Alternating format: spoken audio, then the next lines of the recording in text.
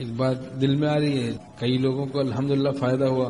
ہر آدمی کی ضرورت ہے، سالکین کی ضرورت ہے. ویسے بھی لوگ وقتاً فوقتاً ہمیں ملتے ہیں جو کہ مسلمان ہیں بس، لیکن اس طرح سے پریشان شیطان ان کو کر دیتا ہے. تو شیطان مومن کو محزون و مغموم رکھنا چاہتا ہے، غمگین، پریشان، محزون، مشوش، اس طرح ناخوش دیکھنا چاہتا ہے، اس سے خوش ہوتا ہے. اس مقصد کے حصول کے لیے وہ کبھی خواب دکھا دیتا ہے برا، جس کی اللہ نے اس کو طاقت دی ہے. حدیث شریف میں ہے اچھا خواب اللہ کی طرف سے ہوتا ہے، برا خواب شیطان کی طرف سے ہوتا ہے. اس کو یاد رکھیں گے انشاءاللہ اپنا فائدہ ہوگا. یہ آپ کی اپنی حفاظت کے لیے اس میں فائدہ ہوگا، دوسروں کی بھی حفاظت کا ذریعہ ہے انشاءاللہ تعالی شیطان کے شرور سے. کتنے لوگ ملتے کہتے ہیں میں ہفتے بھر سے پریشان، 3 دن سے پریشان، 5 دن سے پریشان. کیوں بھائی؟ ایک خواب دیکھ لیا میں نے بڑا خطرناک اور خوفناک، بس اس کی وجہ سے میں پریشان. تو بھائی قرآن و حدیث پہ عمل کرنا چاہیے. حدیث شریف کے مطابق تو آپ کو ہمیں یہی سمجھنا چاہیے نا کہ اچھا خواب اللہ کی طرف سے ہوتا ہے، برا خواب شیطان کی طرف سے ہوتا ہے. تو پریشان ہونے کی کیا بات ہے؟ حدیث شریف پہ عمل کریں. 3 دفعہ بائیں طرف پھٹکار دیں،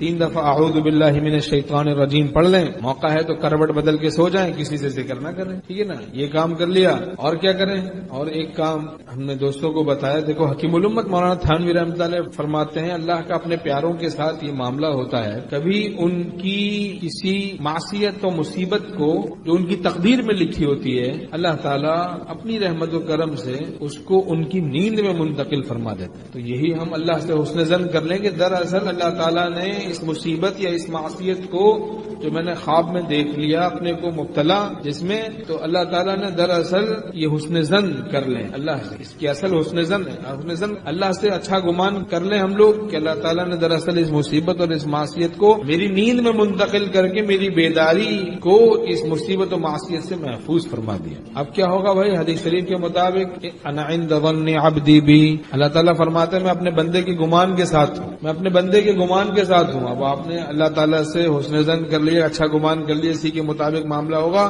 انشاءاللہ تعالیٰ کہ اس مصیبت اور معصیت سے حفاظت ہوگی. خوش باش رہیں، سکون سے رہیں. ہاں بیداری میں اگر کسی گناہ میں مبتلا ہے تو فوراً اس سے توبہ کر لیں. اس مصیبت سے حفاظت کا یہ آسان طریقہ ہے. اللہ سے حسن ظن کر لیں، اللہ ویسے ہی ہمارے ساتھ معاملہ کرے گا.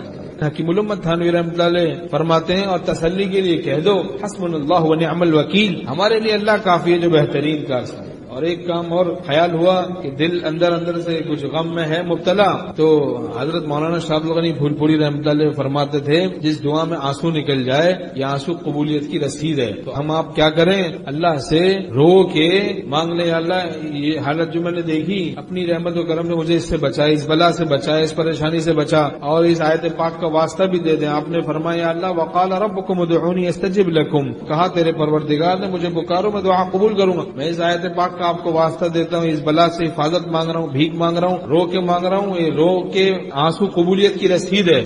شیطان نے تو دور کرنے کے لیے اللہ سے یہ خواب دکھایا، مغموم کرنے کے لیے قلق میں مبتلا ہو جائے تاکہ اس کا تعلق مع اللہ گھٹے. قلق سے تعلق مع اللہ گھٹتا ہے، نشاط سے بڑھتا ہے. تو قلق میں مبتلا ہو، غم میں، اور اس کا تعلق مع اللہ گھٹے. تو اس نے تعلق مع اللہ کو گھٹانے کے لیے یہ خواب دکھایا. آپ نے اس کو اللہ کے قرب کا ذریعہ بنا لیا. کیسے؟ جب بھی یاد آ گیا آپ نے دعا کی، اللہ سے رونا گانا شروع کیا، کچھ آنسو بہا دیے. اب آپ کو رسید مل گئی کہ آپ اس بلا سے انشاءاللہ محفوظ رہیں. ڈرنے والا محفوظ رہتا ہے، مانگنے والا محروم نہیں رہتا.